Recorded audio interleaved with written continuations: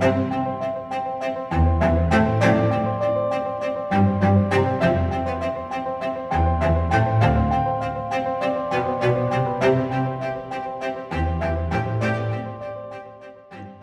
morning, Dicken. Hi, Maria. First of all, thank you so much for doing this interview with me. I'm really excited to do it because I've known you as my mentor and my teacher about the principles for so many years, but I've never really known you from a writing perspective. So I think most people who will be watching this recording will know who you are, but for those people who don't, Dicken is a leader in the field of the three principles. One of the, I call him the elder statesman in the field of the principles, and was a psychologist many years, trained psychologist, and then kind of changed his work over to the three principles after meeting Sid Banks. I'm always jealous of people who have met Sid Banks in person, but and you're also the author, along with Natasha Swerdloff, of Coming Home, which is one of my favourite Three Principles books. I've read it on a number of times now, and I love to pick it up and just open it up on a page and read it. I think it's so beautifully written. So I'm delighted to be able to have this conversation with you, a different conversation for us about your writing career. I don't know if it's a career or what, but so if we could start, it would be really lovely if you could start with just telling me how you got started writing. Was it a new phenomenon when you started writing the book, or is it something that started before that? Early in college, I got interested in creativity, and I read lots of books on creativity. So I started getting this notion that we all have the capacity to get new thinking. And then I took a poetry writing course in college. I was an English major. And I started reading and studying not only poetry, but also the poets themselves and what they said about writing poetry. And for the course, I had to write papers, and I started making the connection between creativity and writing. Then in the very deep quiet of our minds, new and fresh images and ideas can emerge. And I was so taken by that, Maria, it started to define my life very early on. And so I began to see the connection between relaxation and inner quiet and creativity. So I studied relaxation techniques. I learned and taught self-hypnosis as a way of deep relaxation, because in hypnosis, you relax very deeply, and then suggestions can be made that are helpful to you. But I was more intrigued by in deep, relaxed states that our own new and fresh thinking can come.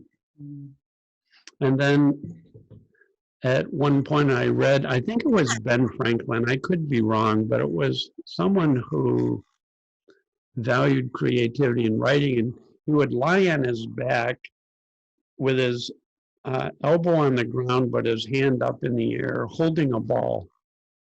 And then he'd go to sleep, and as soon as he'd fall asleep, the ball would drop, and he'd wake up and see what new thought was the first thought present. And he'd use that as a basis for writing. So I did that for writing poetry.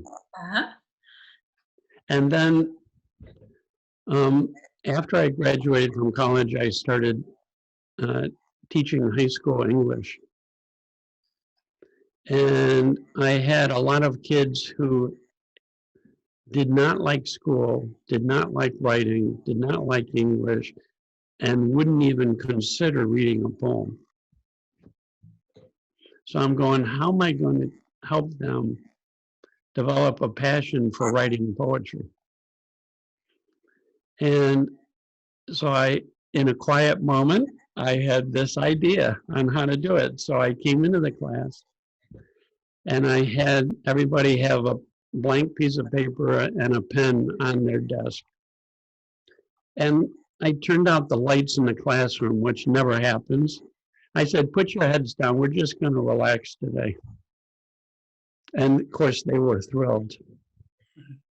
And I took them through a relaxation exercise. They got very, very relaxed. And everybody was really, really relaxed. And I said, in a minute, as you're resting there in the darkness of your mind, a word will emerge. Just open your eyes enough to write down that word and then close your eyes again, go right back to that same place and wait until you get another word. And keep doing this until you have 10 words.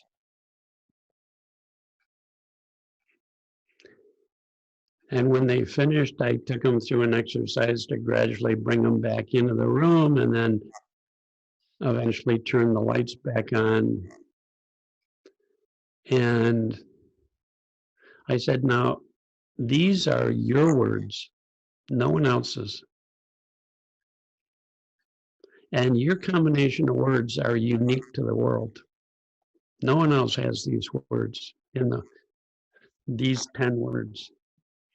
Rearrange these words in any order without adding any other words in a way that makes sense to you or that sounds right to you or that is interesting to you. And they did. And then I said, would anyone like to read your words? Now, these are kids that would usually not speak up in class, but they were excited about what they had just created. A lot of them were really excited. And they started raising their hands and standing up and reading their poem, and everybody's going, oh, wow, that's so cool. And I talk about the images in their poem, and pretty soon they're getting excited about the creative process of writing. And then I could take lyrics from songs that they liked and print them out and give it to them and have them read them. And they go, oh, we don't like, and all of a sudden they go, hey, wait a minute, this is this song. And I'm going, yeah, songs are poetry. And I tell you, these kids became passionate about writing in the same way that I did. Mm. And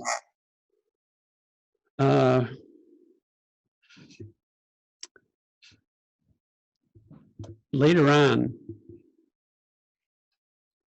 I met Sydney Banks, and he's talking about the very nature of the universe is that, and the great mystery of life is that out of nothing comes everything. Mm. And I started saying, we are living in a creative-based world. So anybody who says they're not creative have no idea what their true nature is. And then I started applying that to the work that I do as a psychologist and helping people access their original, authentic voice, if you will. And it just was seamless. It's all been part of one, and it encouraged me to study quantum physics, where they talk about out of nothing, everything comes out of the quantum field.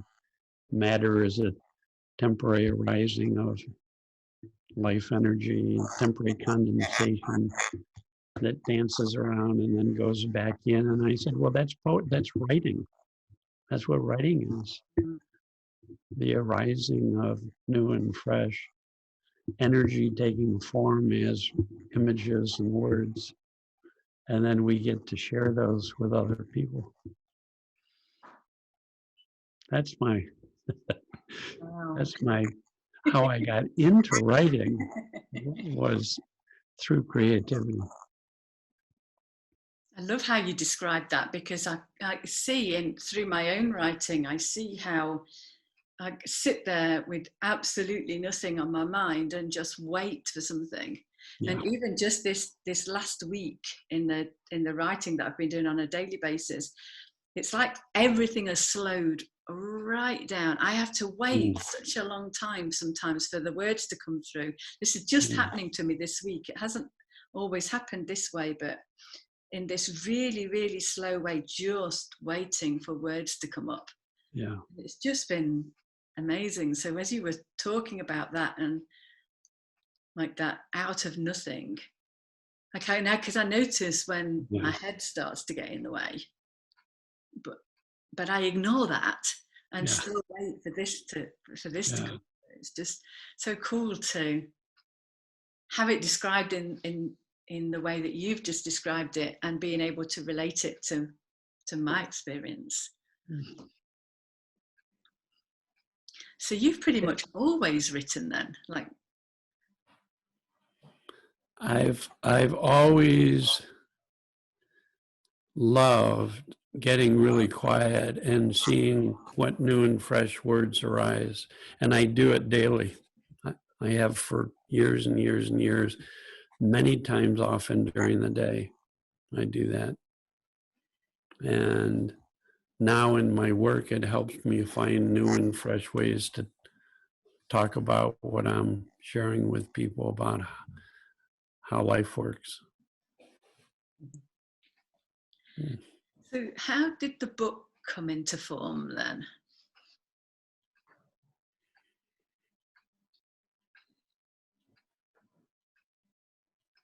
As soon as I learned the principles, I started thinking it would be great to write something about it. But on some level too, I knew that I didn't want to write until I felt like I wasn't writing it from the intellect, but from my deep knowing. Mm-hmm. So I waited 20 years. And so you waited quite a while for that then. I waited 20 years, and I knew, and people kept asking me, when are you going to write a book about this? And it was one of those things, Maria, is I started getting this sense that I wanted to, was getting stronger and stronger. And I was feeling more and more grounded in my own being, so that I wanted to write a book. This was clear to me. I didn't want it to be about me. Mm-hmm. I wanted it to be a book that was about what I was seeing as being true, independent of whether people believe it or not. Mm-hmm. I wanted to point toward the connection between this formless creative energy and our psychological experience of life. So I was sharing a lot of my ideas. Natasha Swerdloff, I began to do mentoring sessions with her and sharing my passion for this creative process and how it's echoed in our own psychological lives. And she was very excited about this and very excited about what she was learning. And so she would write down a lot of what we talked about and send it back to me. And I said, oh my gosh, this is sounding like what I wanted to say at some point. And Natasha asked me if I wanted to write with her. And so I didn't even have to think about it. It just at that moment, I knew this was the time. I knew that she could take my wildly creative nature and put it into a readable form. And she was brilliant at that. And we loved bouncing ideas off each other. And most often, we would meet on a regular basis, both in person and over the internet. And very often we wouldn't even write, we would just share what we were seeing or realizing about some aspect of what we wanted to write about. And then we each went off and wrote, because I couldn't write with her, I could rewrite with her. Mm-hmm. And so I would go off and get quiet, and like going to an island in Maine for 2 weeks and spending time every day just getting really quiet, and then just writing from inspiration and not even worrying about it. Was later I cut and paste. Mm-hmm. But it was just to tap into that creative flow. And that's how most of my writing, that's how all of my writing was done, using that creative process. I did not want to write it unless it came out of that space. Yeah. Unless it was inspired. I did not want to write from what I knew in my intellect and memory about the principles. So, and I was a real stickler on that. You know, at one point, Natasha said in our first conversation, she goes, okay, I was thinking about this for our schedule and this, and I said, Natasha, I'm not going to do it that way. If it takes a month to write this book, great. If it takes years to write this book, I don't care. It's got to be inspired and not be writing under the pressure of a deadline. Now, that was just me and my temperament, how I work best. And that's, Natasha saw the logic of that and saw how important that was to me. So that's, we wrote without the pressure of any schedule. We wrote because of the love of writing about this and refining our message so that it would have more impact with people.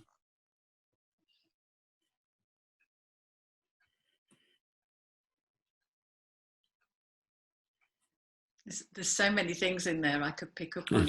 I know. One, Same here. Same. One was to do with the fact that you knew you were going to write a book. For 20 years, you knew that you were going to. I did. And it was, but you kind of, it sounds like you really trusted that when the time was right for it, it would happen. Yeah. And then the other thing. Well, that's another thing that I was learning is that this deeper intelligence, when we get our personal thinking out of the way, this deeper intelligence guides us perfectly. Mm. And I had really learned to trust that, both through trusting the creative process and then from what I learned from Sydney Banks, 23 years of being with him, and then there's been another 10 years of studying his work after that. So 33 years of hearing about this, our connection to a deeper intelligence and the importance and value of trusting that, listening for that, allowing it to move us. So I didn't struggle over that, Maria. I just knew when it was time, I'd know. Mm.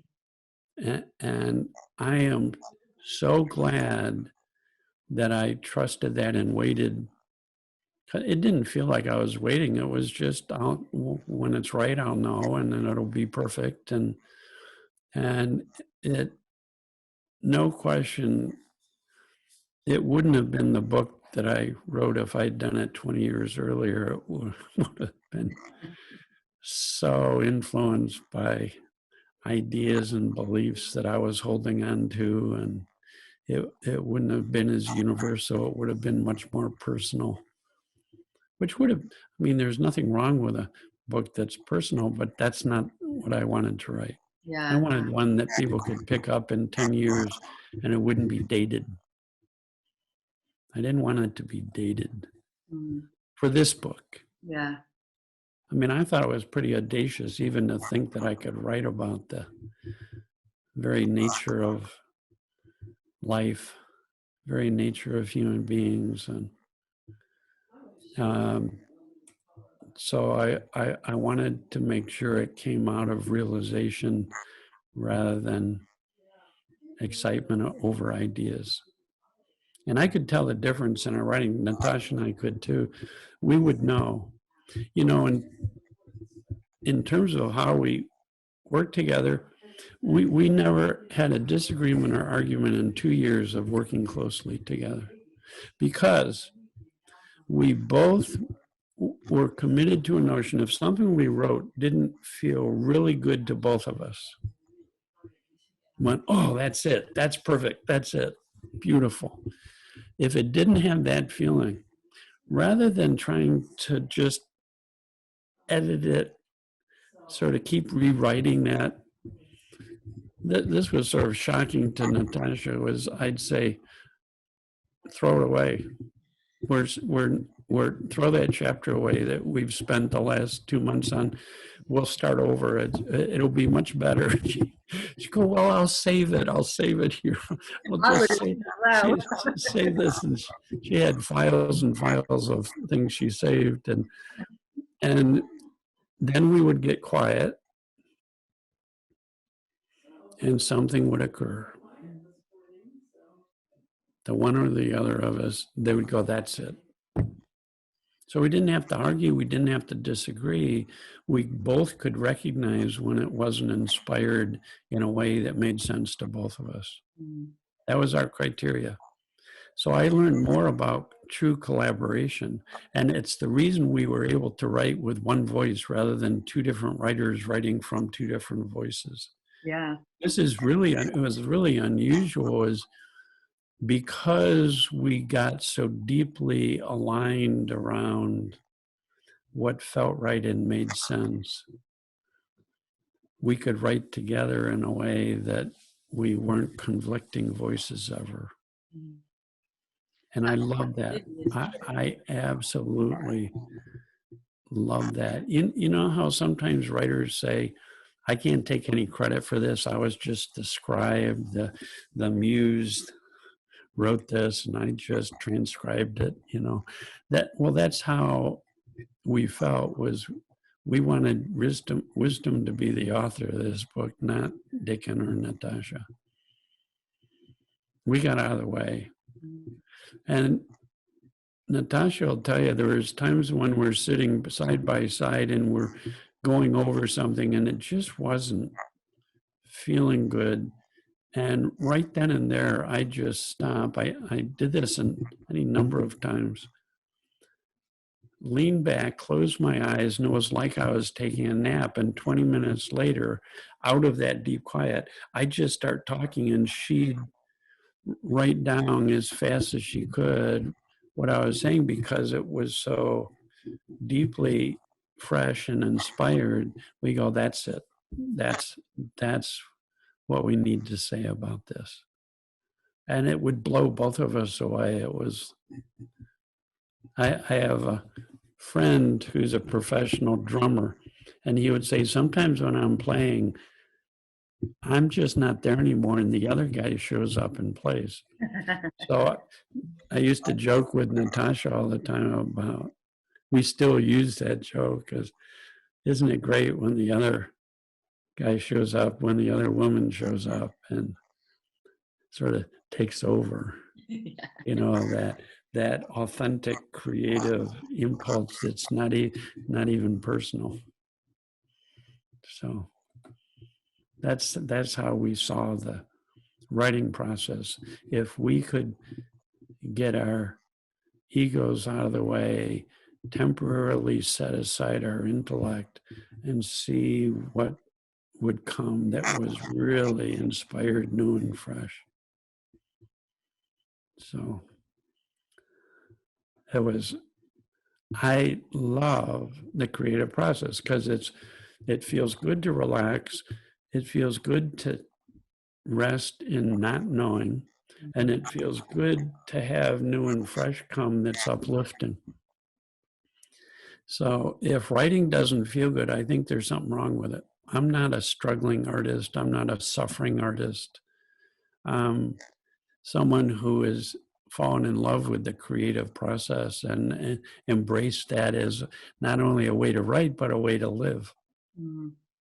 So all during the day, I go to the creative place and get renewed in spirit, get refreshed. And if something in life doesn't feel right, or something in my relationships doesn't feel right, I no longer try to solve it with my intellect. I go to the creative place and get new and fresh feelings that reconnect me to life or to that person, and then new and fresh inspiration for how to respond to them in a more loving, kind-hearted way. So it's become a lifestyle rather than something I do in order to accomplish a certain goal. And then writing is just part of that. I love that you just said that. Because that's one of the things that I say to the people that I've been working with. It's like whatever shows up in life shows up in writing your book. And what I really loved about what you said was it isn't that you, like everything that you wrote just came first time. I love how you described that about what words did you use? Something about it's creativity is it's coming out of the flow. So what I would call a first draft is coming from that place. But you also were saying that there was elements that were written that weren't right. Now a lot of people would have a lot of thinking about that, and they would, starting to think that it's not worth writing the book because it's not coming out right and all this kind of thing. And your trust of the whole creative process and like includes stuff coming out and onto the page that isn't going to end up in the book. Yeah, it usually got muddled up with ideas I was attached to. Mm. And so it got muddled. So it didn't have the same feeling. It didn't have that authentic feel. And we could tell, just like when you're talking with someone and having a conversation, you can tell when there's a feeling of connection and aliveness, and you can tell when suddenly it starts getting awkward. Mm. So it's the same thing as when my writing got awkward. Both Natasha and I could tell. Mm-hmm. And I didn't care that we threw away stuff because I love the creative process, right? So like it's worthwhile, even if for some reason the book never came out, it would have been fun living creatively like that during that time I was writing the book. Yes. You see what I mean? It's not like, oh my God, we're wasting time. It's like, well, if I died today, I sure have fun writing this. It sure has been fun. I mean, creativity for me is never a struggle. I relax deeply, which feels good. And then I see what comes, which feels good, right? So if it's not feeling good, I'm working too hard, or I'm trying to have something work, or I'm overriding my wisdom and with my intellect in a way that's not helpful, and the intellect and wisdom are no longer working in harmony. So awkwardness is just letting me know intellect and wisdom are not in harmony right now. Because the intellect is very important in writing and helpful, and things that I've learned and have stored in memory, and all of that is helpful if it's shaped by wisdom. Mm. On its own, it has no impact with readers. Just like in my work as a helping people as a mentor, is my words only have impact if they point people toward the place where they get new and fresh. But if my words come from my intellect, they don't serve that purpose. Mm. And people don't get quieter and more trusting of their wisdom. Yeah. I love what you said about the intellect does start to have a role. It does have a role in writing the book. Yeah. Could you say more about that? Well, first of all, wisdom draws on things in your intellect. Like if you can't remember somebody's name and you try to remember it and go through the alphabet and you still can't remember it, and then you get quiet, and then wisdom brings that name to you from your intellect. Mm. So it has that role. Our life experiences, what we have realized experientially, and ways in which some of that is in memory, is valuable when it's new and fresh, when wisdom reforms it. Mm-hmm. Or I like to think wisdom informs the intellect. It brings into form what's of value in the intellect, as well as completely original, new and fresh. But then at some point, I had to put on my English teacher hat, and so did Natasha, and we had to go through it for readability, go through it for grammatical sense, and we would do that together. Mm-hmm. Because we both had a real good eye for that, if you will. I didn't want to be thinking about any of that while I was writing. No.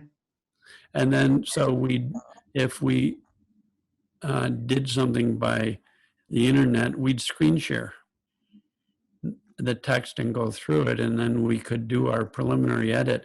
You know, it's very interesting because when you write from wisdom, there's a deeper logic to it. Mm-hmm. That makes sense.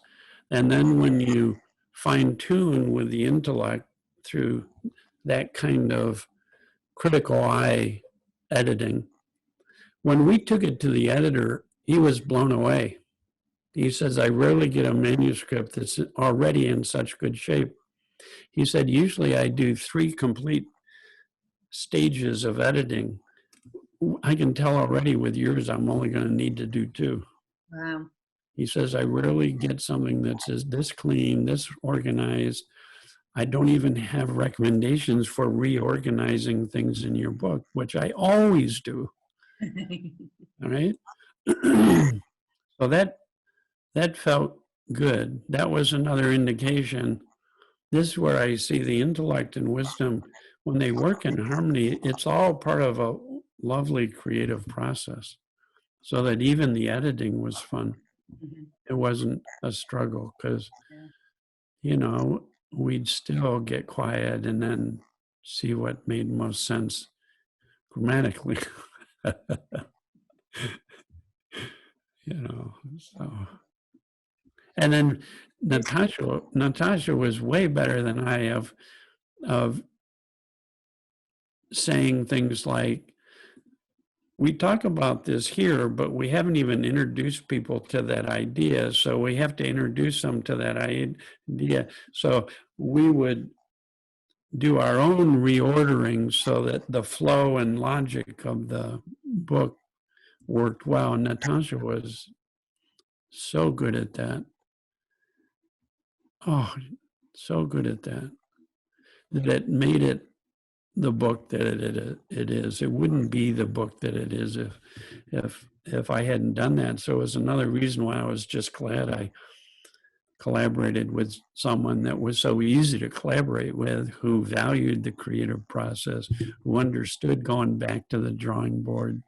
And that's not as a backward step, but a proactive step.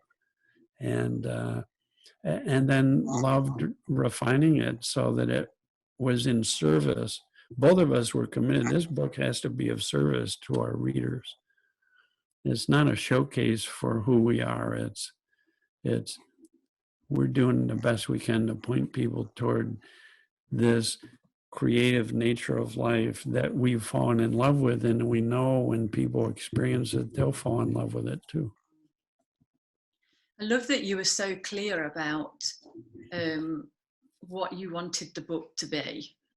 Yeah, that's really clear. I remember when I first published my book, I knew I wanted to write a book for years, but I had no clue what I wanted. This was my first book. No clue what I wanted it to be about. But I did know that I didn't want it to be something that was already out there.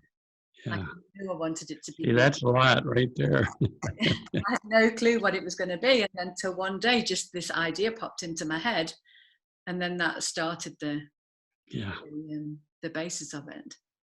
So, don't you love that? Yeah. Wow. It popped into my head. You know, in creativity, they always say it came in out of the blue, right? So I love that process. And then when I met Sid Banks, I got interested in, well, what is the blue? Yes, yes. Not intellectually, but experientially. Yeah. What more can I see about that?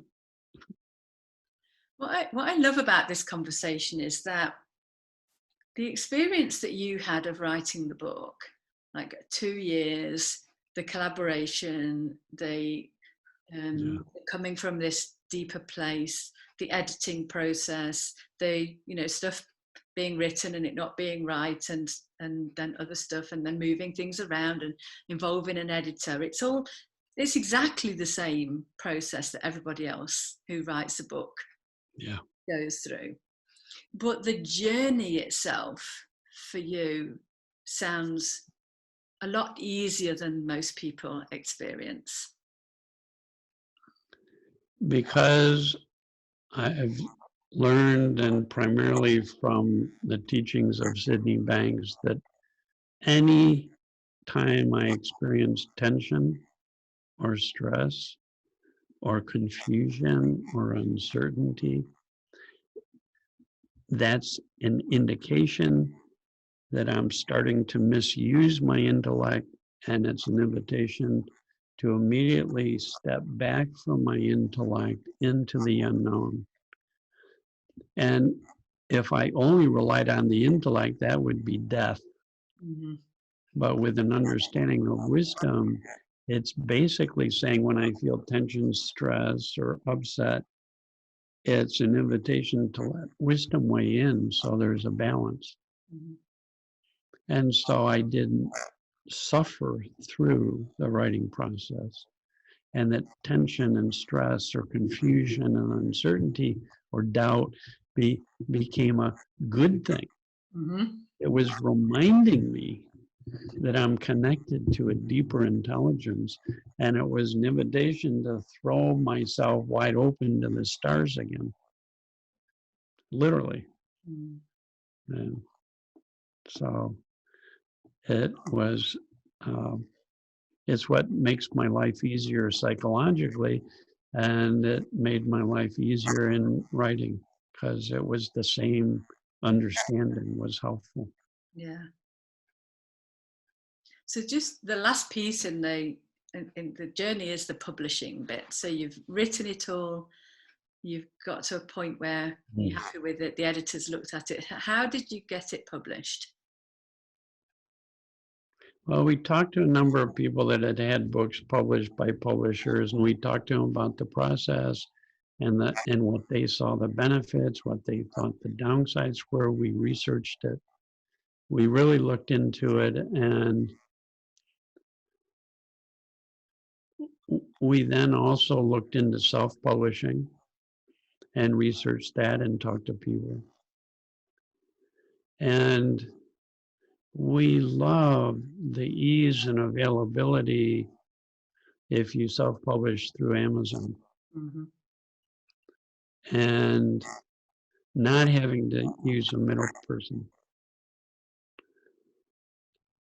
Now our book has been published in like 6 different languages. We got 2 or 3 more in the works. And we can do all of that through the same self-publishing house, and make it much easier for accessibility. Yeah. And I like how they do it. They don't print the books until there's the demand, and then they do another printing. And so it's ecologically, it's more sound in that way. And you don't have thousands of books sitting around, you know, in warehouses or in bookstores, and so we decided to do that, and we hired.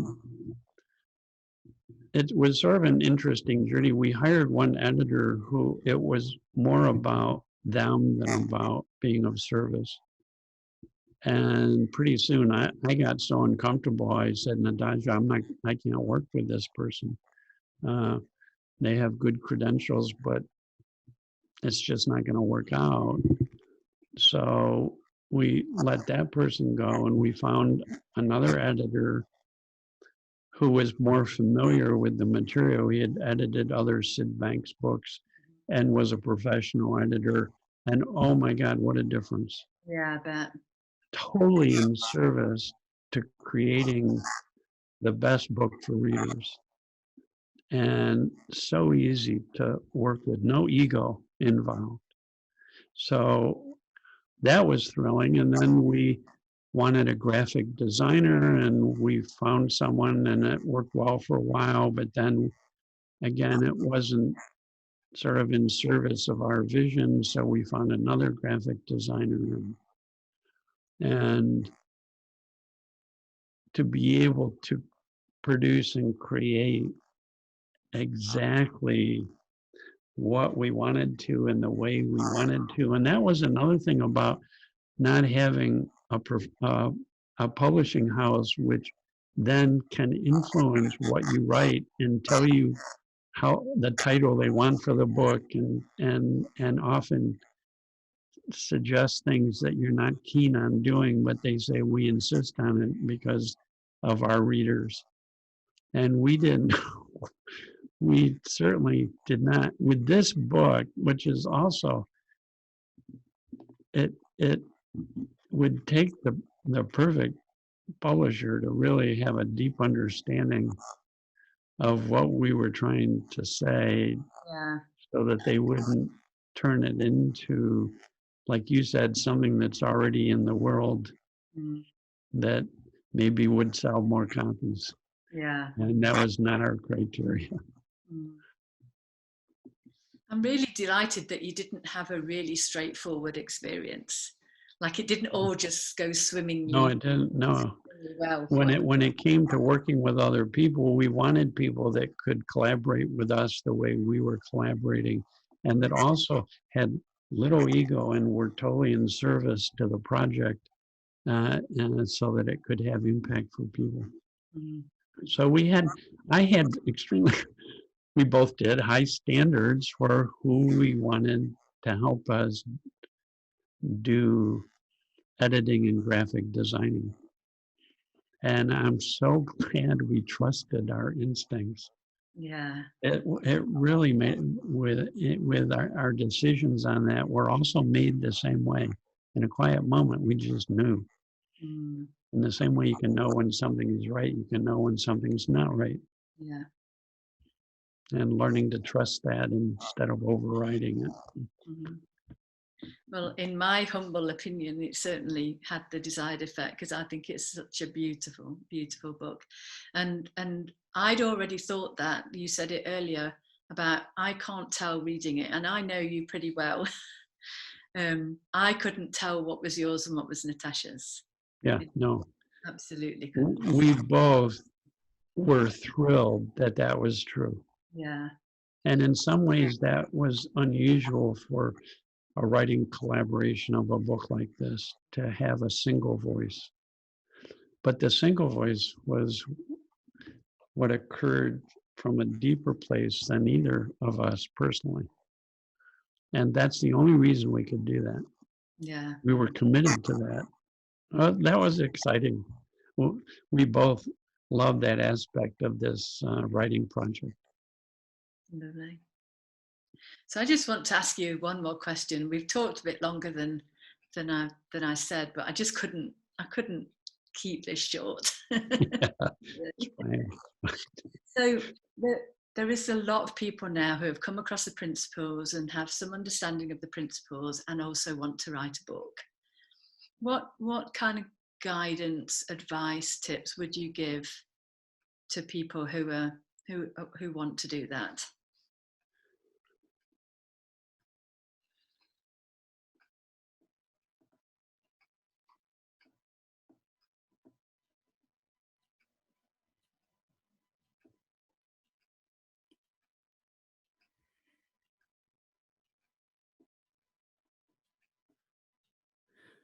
When I first learned the principles, I was so excited about what I could remember. Mm-hmm. That's how I was trained academically. I had so many years of schooling where I got rewarded for what I could remember. So I was very good at like hearing George Bransky talk in the early days, or Sid talk, and remembering their stories, and then I'd tell them as my stories. In other words, I'm just passing on from my intellect to other people.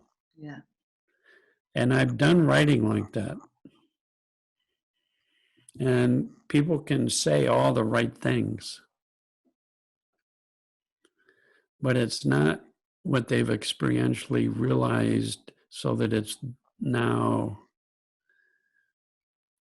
coming from that place within themselves.